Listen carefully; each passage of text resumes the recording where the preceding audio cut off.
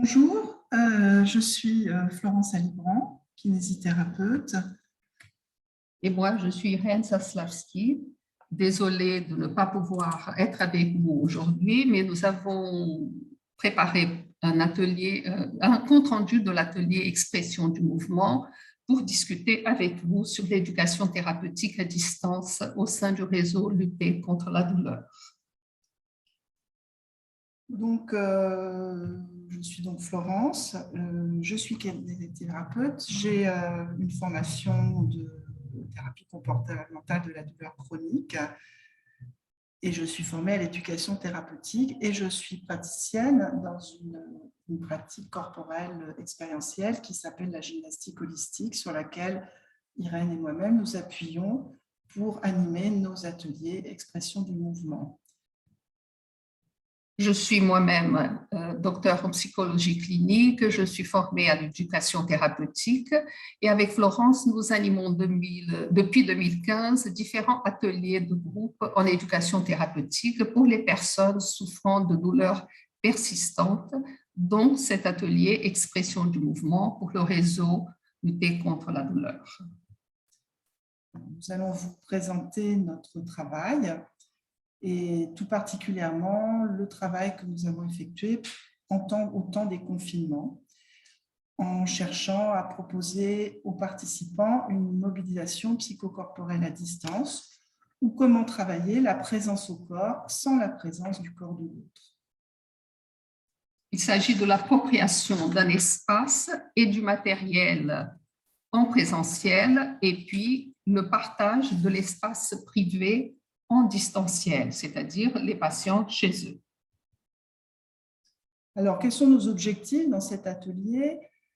Tout d'abord et avant tout, c'est d'identifier les facteurs internes et externes du déclenchement et de persistance de la douleur, d'aider nos participants à reprendre confiance dans leurs propres possibilités et leurs ressources motrices, et surtout de retrouver le plaisir à bouger en expérimentant des propositions motrices inhabituelles. Et ils vont, par ce travail corporel, apprendre à négocier avec leurs propres limites physiques, mais aussi psychiques et émotionnelles. Donc, nous essayons de faire le lien entre les dimensions physiques, psychiques, émotionnelles et cognitives dans cette relation complexe que le patient entretient avec le mouvement. Il s'agit d'agir sur les croyances et idées préconçues dans le rapport au mouvement et à la douleur. Il nous faut travailler sur les préjugés et la résistance au changement, agir sur le cercle de la douleur et sur les retentissements de la douleur persistante dans la vie du patient. Donc, travailler sur l'anxiété, la dépression, la kinésiophobie, l'isolement, le catastrophisme. Nous proposons à nos participants de bouger grâce à une pratique expérientielle qu'est la gymnastique holistique, et dont les grands principes vont être de développer tout d'abord l'attention au corps, l'attention à la respiration, d'apprendre la détente active, c'est-à-dire la détente par le mouvement, en leur proposant des expériences ludiques afin qu'ils puissent retrouver un plaisir à bouger. Il s'agit pour eux aussi de reprendre corps dans l'espace, de faire l'expérience de la verticalité, d'être debout, d'être actif, de chercher un équilibre en expérimentant des postures dynamiques et de réapprendre la relation entre l'espace et la mobilité. Donc, depuis 2015, l'atelier se déroule en présentiel avec 8 à 10 participants sur 6 séances. L'année dernière, en mars 2020, la rupture créée par le premier confinement nous a amenés, après un début en présentiel, à basculer rapidement notre atelier en visio pour ne pas rompre le lien et ne pas renforcer le sentiment d'isolement des patients. Donc, il nous a fallu nous mobiliser pour accompagner les participants et solliciter les participants à investir leur espace privé comme un espace éducatif.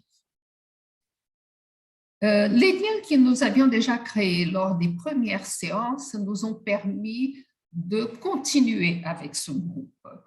Et les participants se sont mobilisés pour progresser dans ce début d'autonomie qu'ils avaient commencé à connaître. Donc, cette expérience nous a permis de pérenniser de l'atelier en visio au sein du réseau. Alors, comment se déroulent ces ateliers? Tout d'abord par des propositions et des expériences de mouvements simples, mais surtout inhabituels. On demande à nos participants de faire un pas de côté par rapport à leurs habitudes corporelles, leurs habitudes de mouvement, afin de leur permettre d'explorer des mobilités, de se mettre en relation avec des sensations nouvelles en dehors de la douleur, et donc de se décentrer de la douleur. Nous utilisons des outils simples, des propositions de mouvements simples et des outils simples et ludiques, comme des balles, des bâtons, des baudruches, des pailles, des chaises, des miroirs, pour expérimenter un certain nombre de propositions. Comme outil, nous avons créé deux outils qui sont un cahier outil qui permet de semaine en semaine de garder la trace des expériences proposées, qui est aussi un cahier qui va faire le lien, qui va être une sorte de fil rouge dans tout le déroulement, mais aussi qui va laisser une trace de cet atelier. Voilà, avec leurs écrits, ils pourront s'y référer. Et puis, avec l'apparition du visio, nous avons proposé un certain nombre d'enregistrements audio de certaines propositions faciles à reproduire pour eux. Donc, nous commençons toujours par un temps individuel, c'est-à-dire avant les 6 séances, il y a une rencontre individuelle entre le participant et nous deux, de façon à ce qu'on puisse introduire un système d'échange et de communication, qu'on puisse construire une alliance thérapeutique, les engager dans ce sens. Et pour nous, appréhender quel est le rapport au corps qu'ils ont, comment ils appréhendent la douleur et comment ils se mobilisent, repérer le mouvement de chaque participant. La troisième partie des séances, c'est le temps d'échange en groupe. D'abord, on va, à partir de la deuxième séance, faire un point sur la séance précédente, ce qui va permettre de préciser, de reformuler la pensée autour du ressenti personnel de chacun, mais aussi de renforcer l'engagement et la posture active. Il s'agit pour ces participants de rester mobilisés, puisque 6 séances qui s'étalent sur ces 6 semaines, c'est 42 jours de travail avec donc des propositions d'exercices quotidiens. Le cahier sert de support dans la continuité. C'est important de travailler sur le ressenti autour de la séance et pas de parler sur la douleur, de mobiliser vers l'expérience commune qui se passe avec nous. Donc, chacun va essayer de mettre des mots sur son propre ressenti. Donc, ressenti douloureux, il revient souvent, bien évidemment, mais aussi le ressenti en général. Les inviter à faire des liens entre l'expérience du moment présent, donc au sein de l'atelier, et ce qui se passe au quotidien. Et puis, il y a une chose très importante, c'est le partage d'expériences entre les participants, ce qui va leur permettre aussi de se reconnaître, de se retrouver, de voir qu'ils ne sont pas seuls, pas isolés, et que d'autres personnes sont dans la même situation qu'eux et qu'elles, et que donc, on va travailler tous ensemble. Alors, qu'est-ce que la gymnastique holistique? C'est une pratique corporelle expérientielle qui va utiliser des outils simples et ludiques pour se mobiliser corporellement. Nous allons chercher toujours dans cet atelier une mobilisation globale des participants, corporelle, psychique, et une valorisation de leur sens pratique, pouvoir être autonome et créatif et se prendre en main. C'est pour ça que nous utilisons des objets familiers qu'ils utilisent déjà dans leur vie courante pour leur donner une autre vie. pour amener les participants à cette idée de bouger, mouvement, mais de bouger psychiquement, de se décentrer de la douleur. En visio, et encore plus pendant la période des confinements, les participants ont eu du mal à se procurer les outils dans les magasins, comme les balles, les baguettes. Donc, nous avons fait appel à leur intelligence pratique, à leur créativité, à leur inventivité. Et ils ont trouvé des moyens, les uns ont aidé les autres.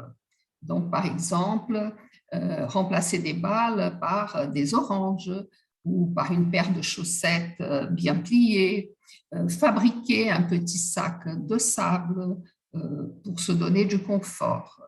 Donc, la mobilisation, elle est une mobilisation, bien sûr, dans le mouvement corporel, mais aussi une mobilisation d'attitude, une mobilisation globale et une valorisation du sens pratique pour pouvoir être autonome, créatif, découvrir comment se prendre en main.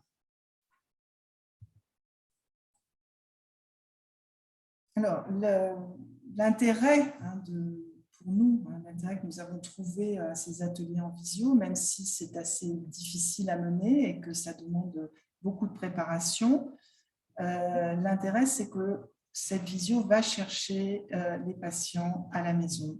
Et ça nous a tout particulièrement frappé au cours d'un atelier durant un des confinements où toutes les participantes souffraient de fibromyalgie, des femmes très touchées, sortant généralement très peu de chez elles, avec ou sans confinement. Et donc, elles ont pu, grâce à cet atelier, bénéficier de cet atelier en restant chez elles. Et donc, sortir d'un isolement en communiquant entre elles, parler de leurs difficultés communes dans l'espace et le cadre de l'atelier. Et donc, il nous a semblé que la prise en charge en visio est particulièrement adaptée pour les patients qui ne se déplacent pas et quelle qu'en soit la raison. L'atelier en visio nous a fait beaucoup réfléchir aux intérêts, aux limites et aux contraintes. Donc, l'intérêt principal a été celui de faire en sorte que le patient sorte de ses habitudes, même dans son cadre habituel. Investir autrement l'espace privé pour prendre soin de soi-même, ce qui permet de gagner en autonomie et en confiance, en faire et refaire les expériences, en dehors quelquefois du regard de l'autre et même de notre regard comme intervenant. C'est aussi la possibilité d'accéder à des soins malgré des empêchements. En l'occurrence, nous avons travaillé pendant le confinement, mais nous avons eu l'expérience d'impossibilité d'arriver au cabinet à cause de grève ou quelquefois des patients qui habitent très très loin de centres de soins. Et donc la visio permet un début de travail avec eux. Dans les contraintes, par contre, il y a des difficultés en général techniques. Donc, nous ne pouvons pas proposer toutes sortes de mouvements. Il y a un choix plus limité pour nous, pour ne pas, à cause des explications, à cause du local et à cause des risques. Quelquefois, nous avons eu du mal à voir les participants parce qu'ils ne savaient pas bien positionner les caméras ou ils pouvaient ne pas vouloir bien la positionner où ils avaient une contrainte d'espace.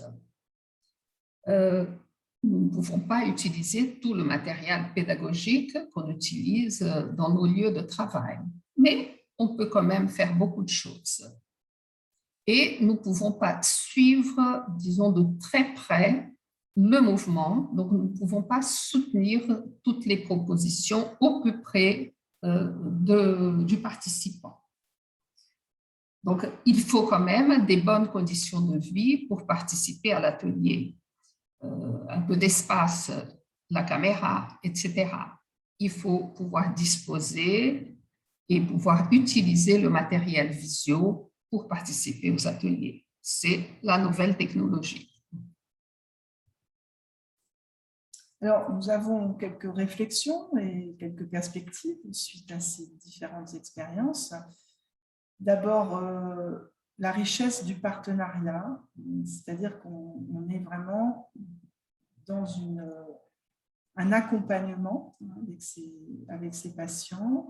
Et pour nous, c'est un gros investissement, mais pour eux aussi, puisqu'ils doivent s'adapter à des conditions qu'ils ne connaissent pas forcément, créer un espace privé pour pouvoir suivre l'atelier. Donc, ça demande beaucoup d'investissement de leur part aussi.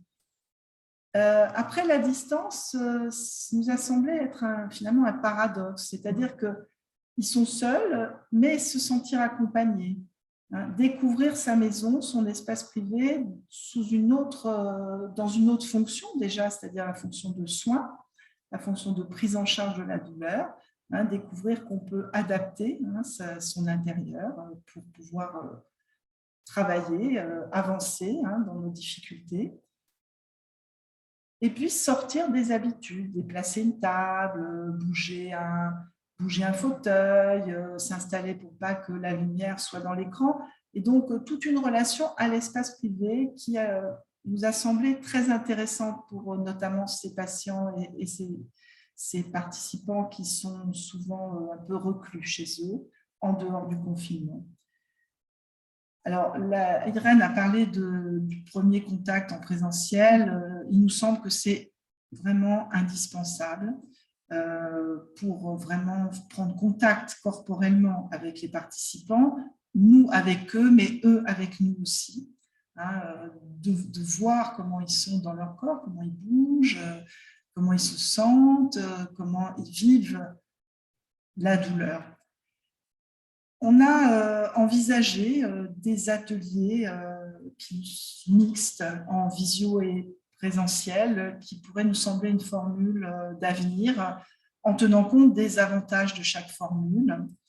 Et notamment quand une personne est souffrante et ne peut pas se déplacer tel ou tel jour pour des raisons de santé, elle peut, on l'a déjà fait d'ailleurs, suivre l'atelier en visio. Évidemment, pas au premier atelier, mais peut-être à partir de la moitié.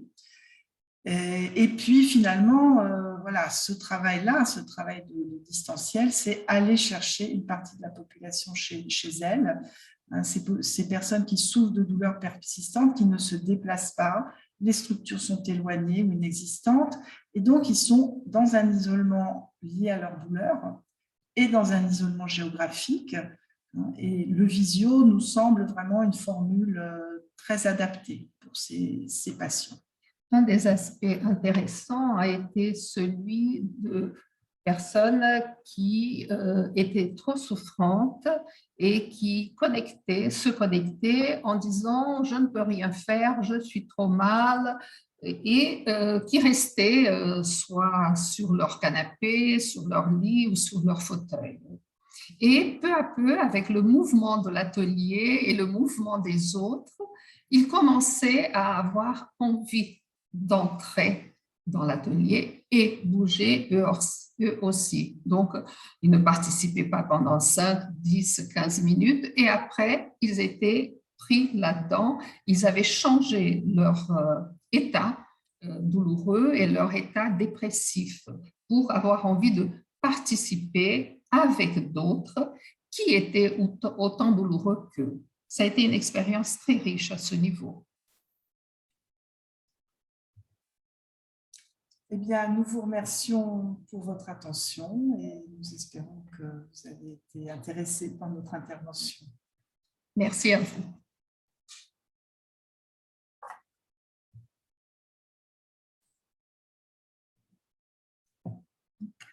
Bon.